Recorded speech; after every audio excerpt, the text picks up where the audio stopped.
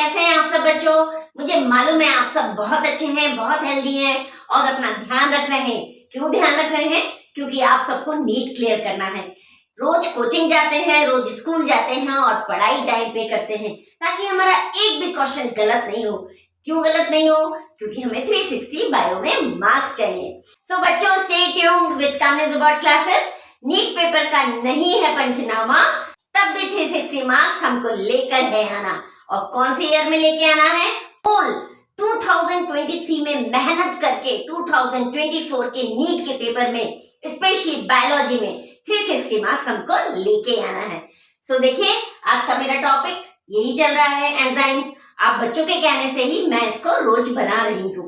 2 दिन का बीच में गैप हो गया ड्यू टू सम रीजंस। चलिए बच्चों, एक बार एंजाइम्स की डेफिनेशन हम रिकॉल कर लेते हैं। Enzymes are basically proteinaceous substances which are capable of catalyzing the chemical reaction of biological origin substances without undergoing any change.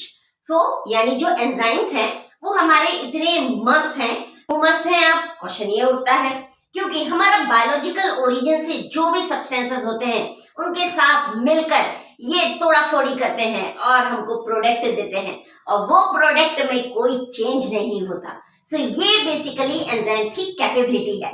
और एंजाइम किस नेचर के हैं बच्चों? प्रोटीनेशियस नेचर के हैं। बट यहाँ पे कुछ फ्यू ऐसे न्यूक्लिक एसिड्स भी होते हैं जो एंजाइम्स की तरह वर्क करते हैं और उन्हें क्या बोलते हैं? राइबोजाइम्स। क्लियर? चलिए अब मैं बताती हूँ कि मैं आपको क्या पढ़ा रही हूँ। मैं आपको कैरेक्टरिस्टिक्स ऑफ एंजाइम्स पढ़ा रही हूँ। क्या पढ़ा रही हूँ? कैरेक्टरिस्टिक्स ऑफ एंजाइम, जो आपके नीट के पेपर के लिए बहुत इंपॉर्टेंट है। इससे आप ये समझेंगे कि किस तरीके से आपको क्वेश्चन सॉल्व करना है। ठीक है, इसके कुछ कैरेक्टरिस्टिक्स हैं, पॉइंट वाइज मैं इनको आपके सामने रख रही हूँ। ओके, तो पहला देखिए, प्रोटीन नेचर। ओके, सो ग्लोबुलर शेप्ड प्रोटीन के ये होते हैं। किस शेप के होते हैं? ग्लोबुलर शेप्ड प्रोटीन के ये होते हैं। और एडिशनल इनऑर्गेनिक और ऑर्गेनिक सब्सटेंसेस होते हैं, ये हमने पढ़ा है। कहाँ पढ़ा है जल्दी बताइए? हमने क्या पढ़ा था? एंजाइम का बाइफर्केशन पढ़ा था, simple enzyme and conjugated enzyme. Simple enzyme simple proteinaceous nature के थे और जो कॉन्जुगेटेड थे वो प्रोटीन और नॉन प्रोटीन दोनों थे। अगर याद आ रहा हो, प्रोटीन होगा तो प्योर प्रोटीन के बने थे और जो हमारे नॉन प्रोटीन थे बच्चों, उनको हमने कोफैक्टर्स बोला था। कोफैक्टर फिर डिवाइड हुआ था, किस में डिवाइड हुआ था? को एंजाइम में डिवाइड हुआ था और प्रोस्थेटिक में डिवाइड हुआ था। याद आया कुछ आपको? सो बेसिकली हम ये बोलना चाहते हैं कि एंजाइम के पास केवल प्रोटीन ही नहीं है ग्लोबुलर शेप का, इसके पास कुछ इनऑर्गेनिक एंड ऑर्गेनिक सब्सटेंसेस भी हैं जो बेसिकली को होलो एंजाइम्स देते हैं। याद आ गया आपको? Conjugated enzyme, 1 protein part 1 non protein part. Protein part को हमने क्या बोला था? Apo enzyme. Non protein part को हमने क्या बोला था? कोफैक्टर्स। दोनों को मिला दिया तो क्या बना? होलो एंजाइम्स। अब याद आ गया होगा आपको अच्छे से। चलिए अब देखिए, कुछ और भी मैंने इसके लिए लिखा है। Enzymes are proteinaceous in nature, but few nucleic acids behave like enzyme. यानी कुछ जो न्यूक्लिक एसिड्स होते हैं वो एंजाइम की तरह बिहेव करते हैं, उनको क्या बोलते हैं हम? राइबोजाइम्स। क्लियर? पहला पॉइंट, प्रोटीन के नेचर के होते हैं, ग्लोबुलर शेप के होते हैं, additional inorganic and organic substances होते हैं और साथ में कुछ न्यूक्लिक एसिड्स होते हैं जो एंजाइम की तरह बिहेव करते हैं, उनको हम राइबोजाइम्स बोलते हैं। क्लियर? तो चलिए बच्चों, इसका दूसरा कैरेक्टरिस्टिक्स देख लेते हैं और वो है मॉलिक्यूलर वेट। ये जो मॉलिक्यूलर वेट है, अगर मैं इसकी बात करूं, क्योंकि एंजाइम्स बहुत जायंट मॉलिक्यूल्स होते हैं इसलिए इनका मॉलिक्यूलर वेट हाई होता है। और वो कितना हाई होता है? 6000 डाल्टन टू 4,600,000 डाल्टन। ओके, सो देखा ना आपने कितना बड़ा ह्यूज जायंट मॉलिक्यूल है जिसका मॉलिक्यूलर वेट कितना हाई है। ओके, नाउ थर्ड पे आते हैं। थर्ड है हमारा केमिकल रिएक्शन। ठीक है, नॉर्मली हमें मालूम है जो एंजाइम्स होते हैं खुद से कोई केमिकल रिएक्शन स्टार्ट नहीं करते। ठीक है, तो ये देखिए मैंने लिखा भी है, enzymes do not start chemical reaction but increase the rate of chemical reaction. तो ये क्या करेंगे बच्चों? ये खुद से आगे बढ़ के नहीं बोलेंगे आओ मुझसे लड़ाई करो। ठीक है, लेकिन अगर कोई दूसरा आ जाए तो उसका रेट ऑफ रिएक्शन भी बढ़ा देंगे। क्लियर? और क्या करेंगे बच्चों? ये do not change the equilibrium, यानी जो इक्विलिब्रियम आ रहा है, रिएक्शन तो हो गया, अब जो इक्विलिब्रियम आ रहा है उसको भी चेंज नहीं करेंगे, बट ये इक्विलिब्रियम को बहुत जल्दी लेकर आ जाएंगे। क्लियर? ताकि जो हमारा प्रोडक्ट है वो हमको जल्दी मिल जाए। फिर से एक बार इसको रिपीट करते हैं। chemical reaction, enzyme do not start chemical actions but increase the rate of chemical reaction. Do not change the equilibrium but bring about equilibrium very soon. Clear? Fourth है हमारा efficiency. The number of substrate molecules changed per minute by a molecule of enzyme. So यहाँ पे एक चीज समझिए कि मैंने आपको बोला एंजाइम प्रोटीनेशियस सब्सटेंसेस होते हैं, लेकिन वो किसी ना किसी से तो रिएक्ट करेंगे, यानी कोई तो उनसे आएगा भिड़ने के लिए, तो सबस्ट्रेट आएगा, यानी बायोलॉजिकल ओरिजिन का केमिकल्स आएंगे. ठीक है, तो ये जो सबस्ट्रेट है, नंबर ऑफ सबस्ट्रेट यानी ये बायोलॉजिकल ओरिजिन के सब्सटेंसेस हैं. मॉलिक्यूल्स चेंज पर मिनट, और ये पर मिनट चेंज होते रहेंगे by a molecule of enzyme. जैसे ही एंजाइम इसमें फिक्स होगा वैसे ये पर मिनट चेंज होते रहेंगे. क्यों? क्योंकि फाइनली इनको मेन प्रोडक्ट देना है चेंज कर करके. ओके, तो इसको हम बोलते हैं टर्नओवर नंबर. क्या बोलते हैं? Turnover number. तो यहाँ देखिए मैंने एक इक्वेशन के थ्रू भी आपको समझाने की कोशिश की है. ये है substrate plus enzyme, so change per minute में ये चेंज होंगे और मुझको क्या देंगे? Turnover number. Clear?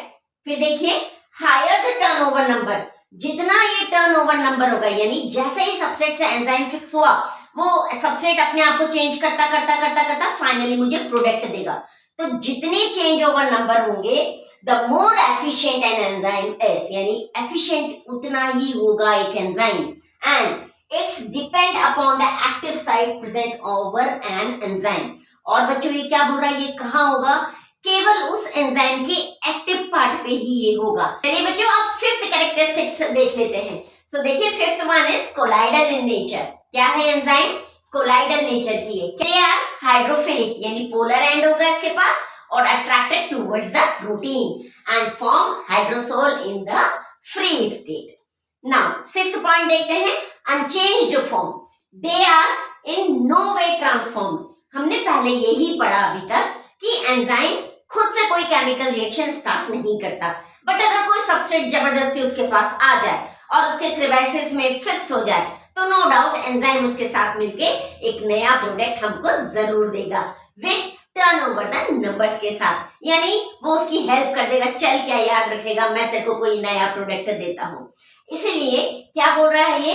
They are in no way transformed. Enzyme transform नहीं होगा, सबस्ट्रेट ट्रांसफॉर्म्ड होगा एंड और used up in the chemical reaction में यूज भी किया जाएगा, but come out unchanged at the end of reaction. और एट द एंड जब एंजाइम और सबस्ट्रेट अलग होंगे तो एंजाइम अपने ओरिजिनल फॉर्म में ही रहेगा. इसीलिए एंजाइम को बोलते हैं अनचेंज्ड फॉर्म. यानी वो सबस्ट्रेट को तो चेंज करेगा, उसमें बहुत सारे टर्नओवर नंबर्स के साथ पर मिनट में मेरे को एक नया प्रोडक्ट देगा, बट खुद चेंज नहीं होगा. क्लियर? नाउ बच्चों सेवेंथ पॉइंट देखिए, रिवर्सिबिलिटी. क्या है? रिवर्सिबिलिटी. सो एंजाइम रिवर्सिबल होते हैं, तो reversible form depends upon energy requirement. तो यानी अगर जो एनर्जी की रिक्वायरमेंट है केमिकल रिएक्शन के अंदर उसके अकॉर्डिंग ये रिवर्सिबल होगा. क्लियर? दूसरा अवेलेबिलिटी ऑफ रिएक्टेंट्स. किस तरीके का रिएक्टेंट्स वहां पे अवेलेबल है उस पर डिपेंड करेगा. और concentration of and products and pH. और फाइनली इसके कंसंट्रेशन जो एंड प्रोडक्ट का आ रहा है और उसका पीएच कैसा है इस पे ये डिपेंड करेगा कि कितना रिवर्सिबल होगा. ठीक है, फिर से रिपीट कर रही हूं. Reversible form depends upon energy requirement, availability of reactants, concentration of end products and pH. चलिए अब देखते हैं 8 एंजाइम स्पेसिफिसिटी. बहुत इंपॉर्टेंट है ये, इसको ध्यान से देखिए. Highly specific in their action. Enzyme अपने रिएक्शन के लिए हाईली स्पेसिफिक है.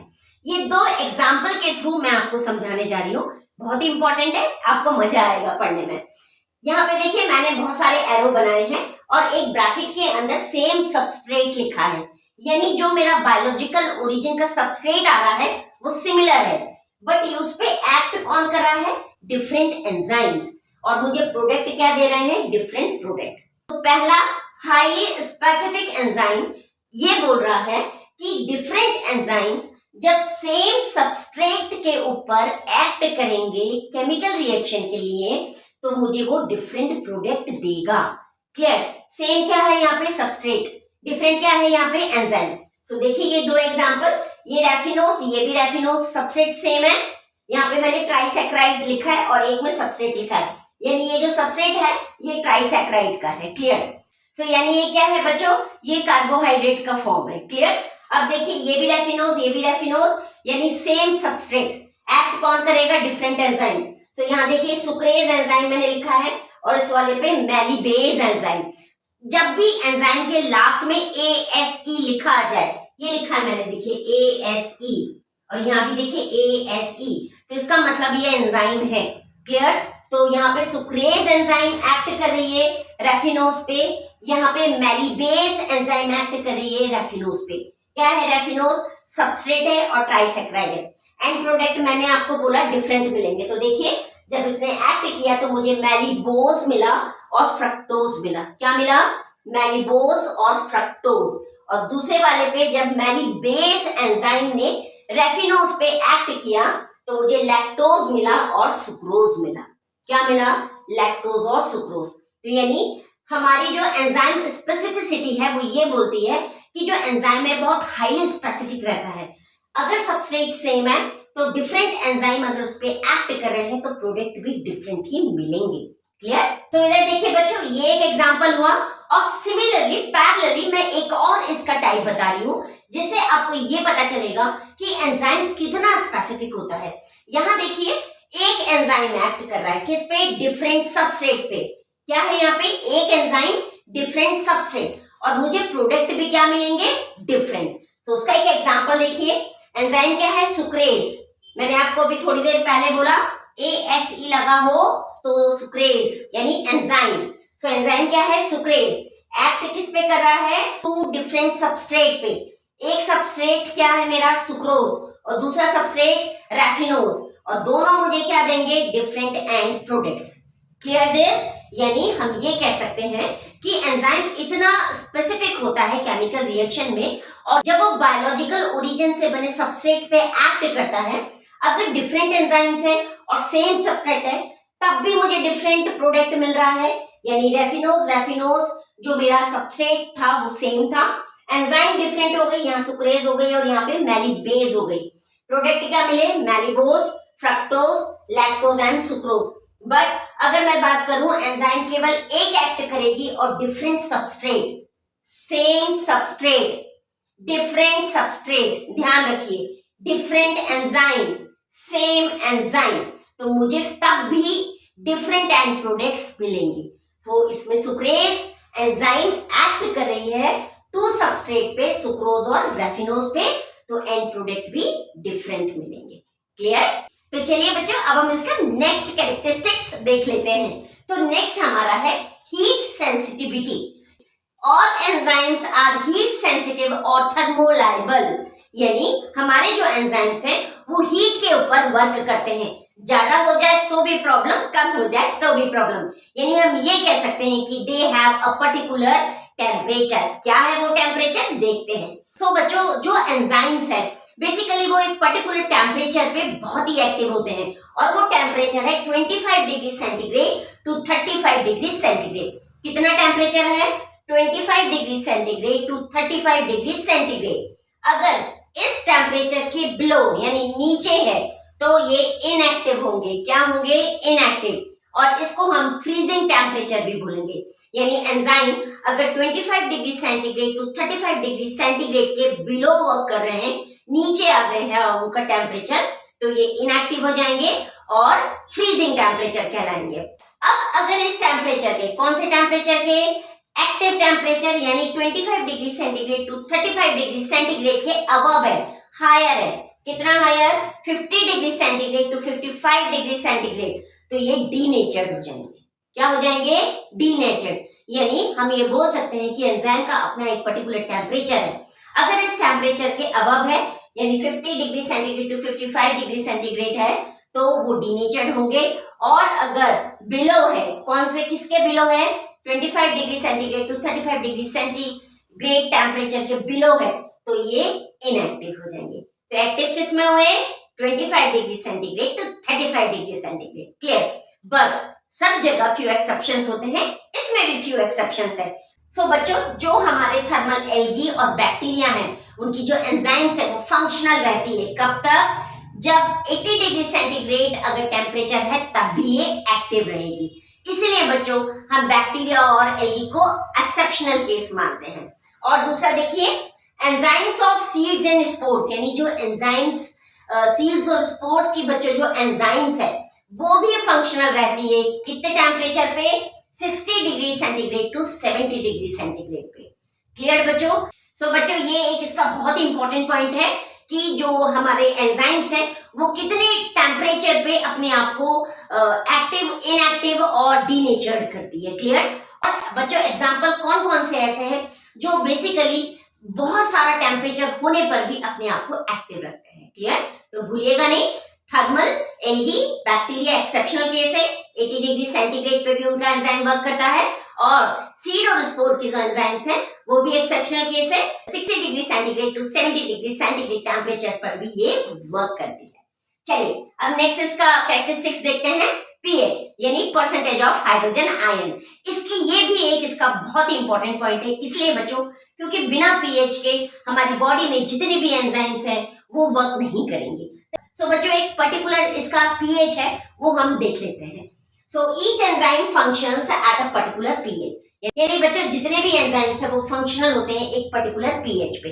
तो चलिए बच्चों कुछ एग्जांपल ले लेते हैं जिससे आपको ये समझ आएगा कि पीएच इतना नेसेसरी क्यों है एंजाइम के लिए। ठीक है, तो सबसे पहले देखिए सलाइवरी अमाइलेज, यानी मैं माउथ की बात कर रही हूँ, हमारी माउथ में सलाइवरी अमाइलेज एंजाइम निकलती है, उसको हम टाइलिन एंजाइम भी बोलते हैं। इसका पीएच कितना है? 6.8 पीएच, यानी ये नियर टू 7 है, नियर टू न्यूट्रल है। तो ये स्लाइटली एसिडिक है। अगर बहुत सारा एसिडिक होता तो क्या होता? हमारे माउथ में कुछ भी हम रखते तो जलना शुरू हो जाता, बट ऐसा तो कुछ नहीं होता, इसलिए ये 6.8 इसका पीएच है। क्लियर? अब देखिए पेप्सिन, मैं स्टमक पे आ गई। स्टमक में हाईली एसिडिक होता है, यानी HCl रिलीज होता है। बेसिकली पेप्सिनोजन से पेप्सिन बनाता है, यानी इनएक्टिव पेप्सिनोजन से एक्टिव पेप्सिन बनाता है। पीएच कितना है बच्चों? 2 पीएच है। ठीक है, यानी एसिडिक है। क्यों? क्योंकि स्टमक में HCl एसिड होती है। क्लियर? अब देखिए ट्रिप्सिन, ट्रिप्सिन आ गए, यानी हम कहाँ आ गए? पेनक्रियास पे आ गए। सो इसका पीएच कितना है? 8.5 पीएच, यानी ये एल्कलाइन के लास्ट में चलता चला जा रहा है। ठीक है, सो कितना है? 8.5 पीएच। और लास्ट देखिए बच्चों सुक्रेज, इसका पीएच कितना है? 4.5 पीएच, यानी ये एसिडिक है। क्लियर? सो बच्चों ये इस तरीके से ये जो पीएच है बहुत इंपॉर्टेंट है, जो बेसिकली पर्टिकुलर जो एंजाइम है उसके ऊपर एक्ट कर रहा है। क्लियर? अब देखिए अगर पीएच चेंज होता है तो एंजाइम इनएफेक्टिव हो जाता है, यानी अगर ये सलाइवरी अमाइलेज 6.8 पीएच पे वर्क कर रहा है, ये चेंज हुआ तो सलाइवरी अमाइलेज इनएफेक्टिव हो जाएगी। क्लियर? दूसरा देखिए specificity of pH for enzymes activity is useful in regulating enzyme, यानी ये जो स्पेसिफिसिटी है पीएच की ये बहुत इंपॉर्टेंट है एंजाइम को रेगुलेट करने के लिए। तो चलिए बच्चे लास्ट कैरेक्टरिस्टिक्स देख लेते हैं जो है हमारा एंजाइम सबस्ट्रेट कॉम्प्लेक्स। सो मैं इधर हो जाती हूँ तो आपको ये अच्छे से दिखेगा। So enzyme substrate complex, so basically ये हमको ये बताएगा क्योंकि एंजाइम में पॉकेट्स और क्रिवाइसेस होते हैं और सबस्ट्रेट जो है एंजाइम की एक्टिव साइट पे जाके अटैच हो जाता है और फाइनली रेट ऑफ रिएक्शन बढ़ा के मुझको प्रोडक्ट दे देता है। तो देखिए ये मैंने एक स्ट्रक्चर बनाया है जिसमें ये एंजाइम है, इसमें ये अपने अंदर पॉकेट बनाई और सबस्ट्रेट उड़ता हुआ इसके पास आया और इस पॉकेट में फिक्स हो गया और ये अब मुझे एक नया प्रोडक्ट देगा। क्लियर? सो ये देखिए बच्चों जो सबस्ट्रेट है एंजाइम की एक्टिव साइट पे अटैच होगा तो मुझे ये क्या देगा? एंजाइम सबस्ट्रेट देगा। ये एंजाइम सबस्ट्रेट बहुत जल्दी अपने अंदर रिएक्शन से चेंजेस करेगा और मुझे फाइनली एंजाइम प्रोडक्ट दे देगा। ये जो पार्ट है एंजाइम सबस्ट्रेट से एंजाइम प्रोडक्ट का, ये पार्ट बच्चों शॉर्ट लिव्ड पार्ट होता है। क्लियर? और ये देखिए ये रिवर्सिबल रिएक्शन है ये दोनों और फाइनली मुझको एंजाइम अलग हो जाएगा और प्रोडक्ट अलग हो जाएगा। ठीक है, एंजाइम जैसे ही अलग होगा क्योंकि उसमें तो कोई चेंज होता नहीं है, वो एज इट इज फिर से घूमने लगेगा और नए सबस्ट्रेट को तलाश करेगा और जैसे ही नया सबस्ट्रेट को एंजाइम की एक्टिव साइट मिलेगी फिर से रिएक्शन चालू हो जाएगी। ओके, सो ये देखिए रिजल्ट क्या आया हमारा? Greater the affinity of the enzyme for a substrate, यानी इस सबस्ट्रेट और एंजाइम में जितनी ग्रेटर एफिनिटी होगी उतनी ही हायर हमको कैटालिटिक एक्टिविटी मिलेगी। क्लियर? तो कैसा लगा बच्चों आपको इस कैरेक्टरिस्टिक्स ऑफ एंजाइम्स का एक्सप्लेनेशन? प्लीज मेरे चैनल को लाइक करें, शेयर करें, सब्सक्राइब करें और मोटिवेशन देना ना भूलें, क्योंकि आपके मोटिवेशन से ही मैं रोज वीडियो बनाने की पूरी कोशिश करती हूँ। Thank you and have a nice day.